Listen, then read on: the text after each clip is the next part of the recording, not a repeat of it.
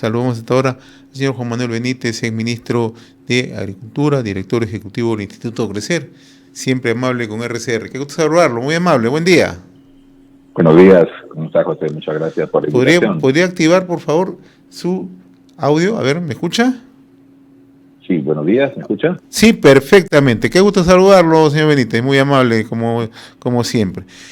Uno de los grandes problemas que enfrentamos cada año en nuestro país, tras las lluvias que se registran en muchos puntos, son estacionales, otras por el tema del cambio climático, es la pérdida de agua y por lo tanto no se puede almacenar debido a que no se cuenta con una infraestructura necesaria.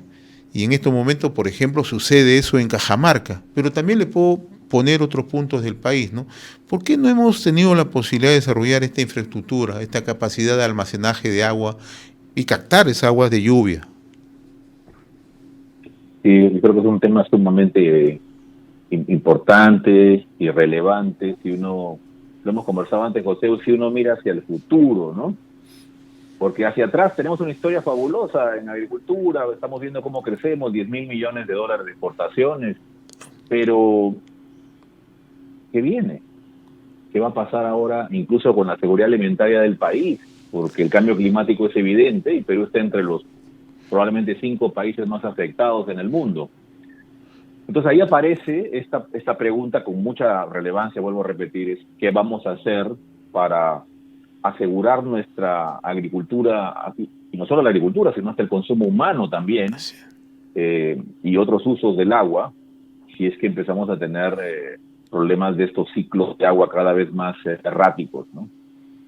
Entonces, uno puede más o menos mirar en la historia y reconocer que hemos hecho un avance importante de proyectos de irrigación en la costa, más o menos unos 10.000 millones de dólares de inversión, pero todavía quedan varios proyectos por desarrollar.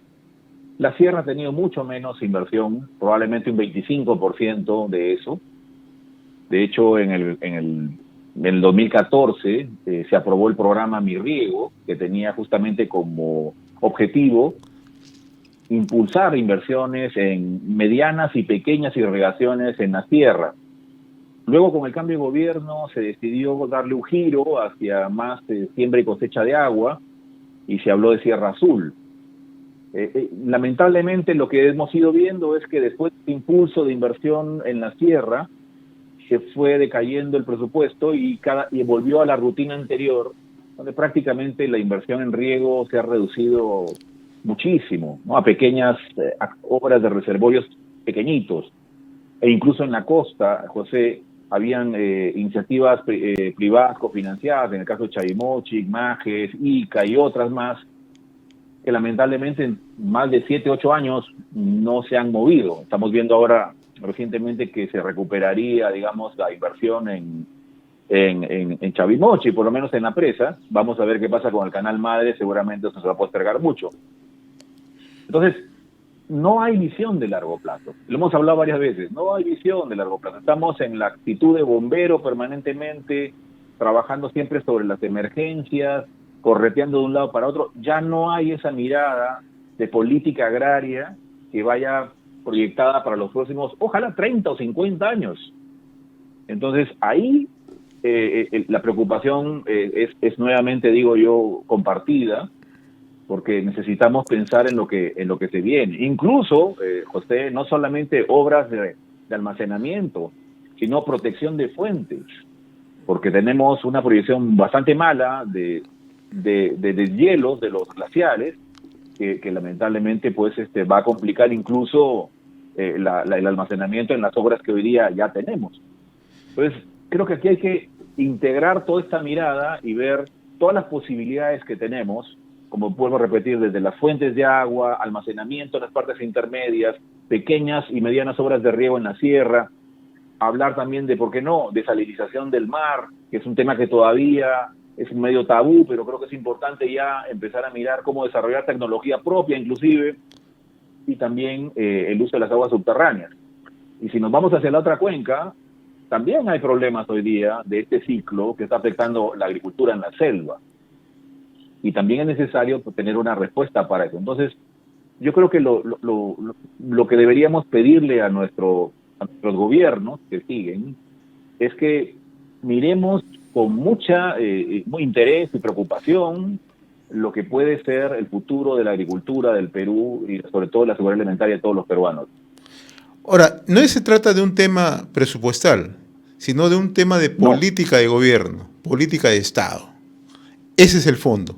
En este tema puntual, si queremos desarrollar una infraestructura hídrica adecuada para el desarrollo de nuestra agricultura en los próximos años, se tienen que desarrollar políticas claras. Pero no es un tema presupuestal, porque muchas veces se dice, no, es un tema de presupuesto. No se trata de eso. no es un tema de presupuesto. El Ministerio de Agricultura pasó de tener en los años 90 un promedio de 700, 800 millones de soles hasta la época del 2014, 2015, que llegó a superar los 3.500 millones de soles. Incluso en algún momento, recuerdo en el año 2017, creo que llegó incluso a superar ese monto. Entonces, el Ministerio tiene más recursos hoy día, pero también tiene mucho más burocracia y están concentrados en otras prioridades que no son necesariamente, por ejemplo, este tema del riego, que es clave. Por ejemplo, hace poco hubo una discusión sobre el tema de la ley forestal y se habló mucho del uso del suelo, lo cual es correcto. El suelo es importante, pero lo más importante es el agua. Y lo hemos demostrado conquistando el desierto. Ese desierto que antes nos parecía inviable, imposible, lleno de dunas, hoy día es verde. ¿Gracias a qué? A las obras de infraestructura de riego. Y por supuesto a la inversión privada. Pero nada de eso es posible si no tenemos agua. Entonces creo que por algo en algún momento, José, se cambió el nombre del ministerio para darle un énfasis a este tema. Antes se llamaba Ministerio de Agricultura y luego se llamó Ministerio de Agricultura y Riego. Ojo, no solamente hablamos de gran infraestructura, hablamos incluso del uso eficiente de cada gota de agua, que es bastante escasa. Necesitamos ser muy eficientes. La eficiencia del uso de riego, por ejemplo en Costa, José, no sé si todos lo saben, de una gota de agua se aprovecha solo el 30%. Y el otro 70%, que nos ha costado muchísimo con los trasvases, traerlo hacia la costa, se va hacia el acuífero y terminará seguramente en el mar. Entonces, si no entendemos que además de tener infraestructura grande, debemos partir por una optimización del agua que tenemos hoy día y aplicamos con mayor eficiencia y logramos mayores productividades por hectárea, entonces va a empezar a sentirse un impulso de productividad que nos va a llevar a una agricultura más potente que la que tenemos hoy día todavía. Entonces, ahí es donde vamos a ir calibrando las inversiones de mediano y gran tamaño, porque obviamente, si bien no es un tema de presupuesto, lo acabo de decir, sí es que tampoco se puede hacer todo lo que se necesita en tan corto plazo. Probablemente estas inversiones van a tener que ir programándose en un tiempo relativamente largo. ¿Y cómo hacemos incluso para participar al sector privado? Que esa es otra cosa también importante. Porque cuando las obras van al sector público, lamentablemente, ya vemos todas las paralizaciones de obras que hay a nivel nacional, el tema de corrupción. Entonces, ¿cómo hacemos para que el mecanismo de iniciativas privadas se retome?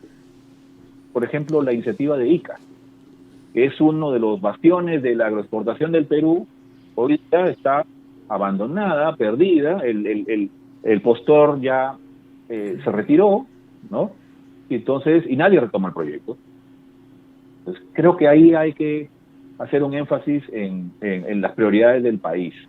Hemos crecido demasiado en burocracia, tenemos demasiados ministerios, demasiados funcionarios, demasiadas regulaciones, cuestan muchísima plata, y más bien debería hacerse una optimización para canalizarlo hacia infraestructura base que nos permita poder desarrollar territorios. Yo creo que es importante que entendamos riego, carreteras, infraestructura de energía también. Eso es lo que va a hacer que el territorio vuele. No funcionarios, no burocracia, no regulaciones. Eso lo único que hace es detiene el país. Ahora, si tenemos que hacer una proyección hacia el futuro, ¿qué beneficios trae contar con esta obra de infraestructura en temas hídricos para almacenaje? ¿Qué beneficios nos puede traer? No solamente en el tema de agricultura, usted acaba de señalar también para consumo humano y también para otros beneficios que conlleva el buen uso del agua. Sin duda, el uso más importante es el humano.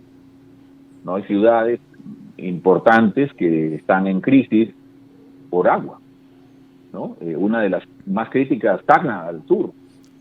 Entonces, como dices, no es solo un tema de agricultura, también es un tema de energía, ¿no? Las propias empresas mineras, que aunque el consumo es muy pequeño, debe ser 2 o 3% del total del agua, pero también necesitan tener asegurada una fuente que nos permita, pues, seguir con las inversiones, seguir con el desarrollo de las actividades.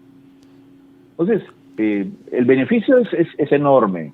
El agua es la clave de la vida de los seres humanos y la clave del desarrollo de las actividades productivas, casi todas, en el mundo y obviamente en nuestro país. En agricultura está demostrado. Las grandes irrigaciones, que en un tiempo fueron muy criticadas, ¿no? Incluso me puedo aceptar que en algún momento yo también fui crítico porque veía, pues, grandes inversiones y no había desarrollo de agricultura. Gracias a Dios eso se revierte a partir de decisiones de un poco de cambio de modelo, ¿no? de la norma agraria que se aprueba a finales de los 90, que generó una gran inversión privada, que entonces puso en valor esta infraestructura, y el desierto reverdeció. Y hoy día tenemos 10.000 millones de dólares de exportaciones.